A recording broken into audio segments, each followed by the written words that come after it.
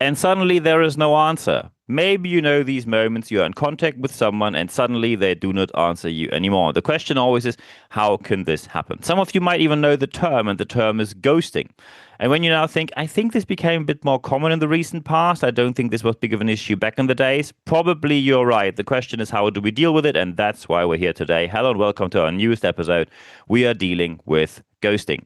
Very important is when ghosting happens, you're not alone here. It happens to many people at the moment, and many of them wonder, why does this actually happen and how can I deal with it? And that's exactly what we're going to talk about today. When it comes to ghosting, it means you send out an email, you were in contact before. It does not mean, by the way, that someone gets a cold email. So let's say you confirm someone on LinkedIn and someone sends you in a pitch immediately. Look, buy this, send me this, I want to know this. You don't have a right to an answer when there was no consent to get contacted before. Of course, there's sales, and I agree. Sales happens, including cold outreach. That just happens. Very important here is when you are in contact and suddenly you don't hear back. That's where the not so great moments are. Let's say you apply for a certain organization and you wonder, why is the job offline suddenly? Did they decide for someone else? Why is there no response? I mean, no happens sometimes. Why can't they talk to me? Or you are in a sales process and suddenly the other side doesn't get back to you. There is no reason. If there's no reason for that, you don't know if they decided for someone else, why they did so. That's extremely unprofessional when someone does that.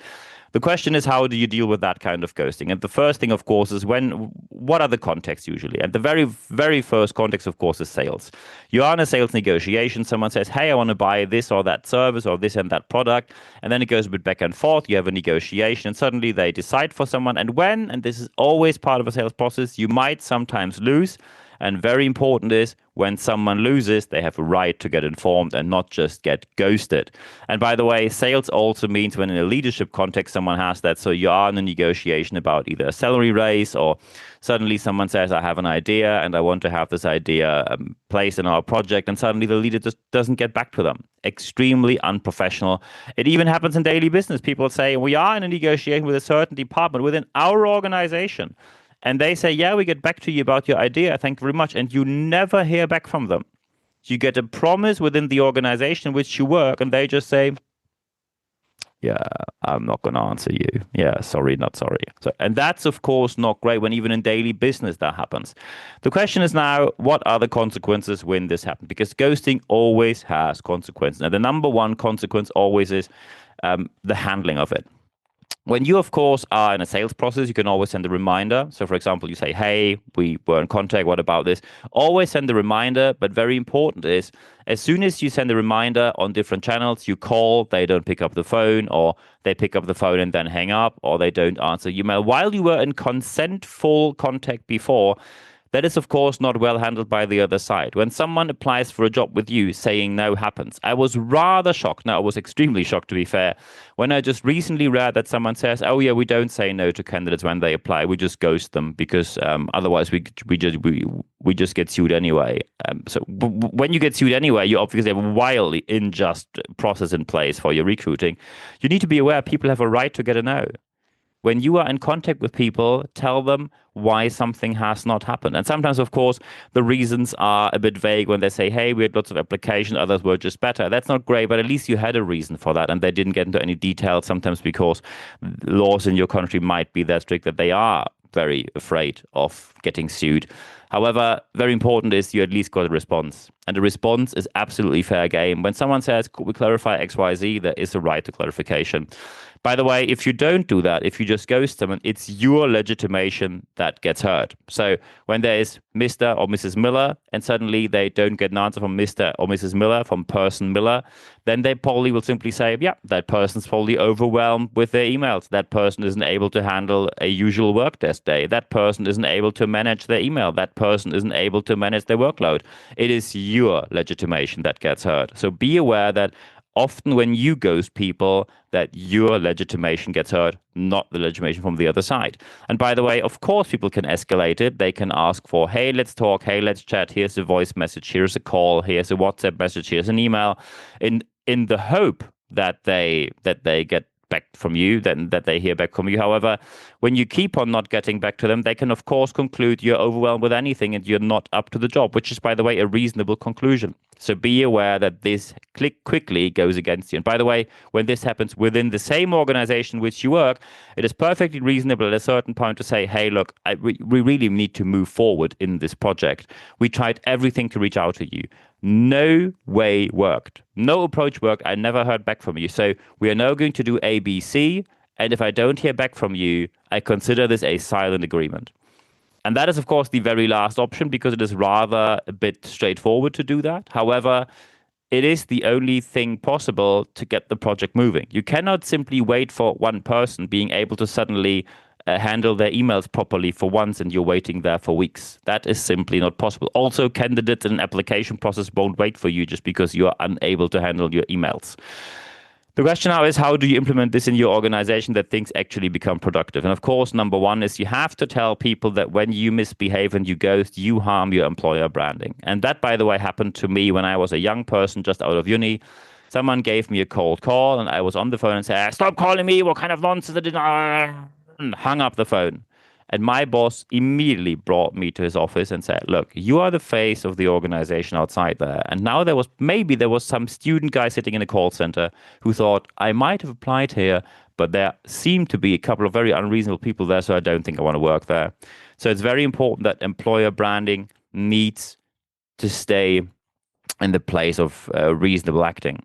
Because anything which is aggressive, anything which is unprofessional, anything which is ghosting like will harm your employer branding. And you do not want to have that out there. Very important. By the way, it also shows what kind of organizational culture you have. When you ghost people, they simply say you have a non-committing culture. And that, of course, and also people will think you can't organize yourself.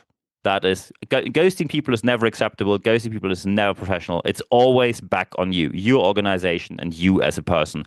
So the organizational culture reflects on that not too well. And of course, sometimes you say, I just got so much to do. And that's exactly the point which I make. You need to be professionally trained on time management.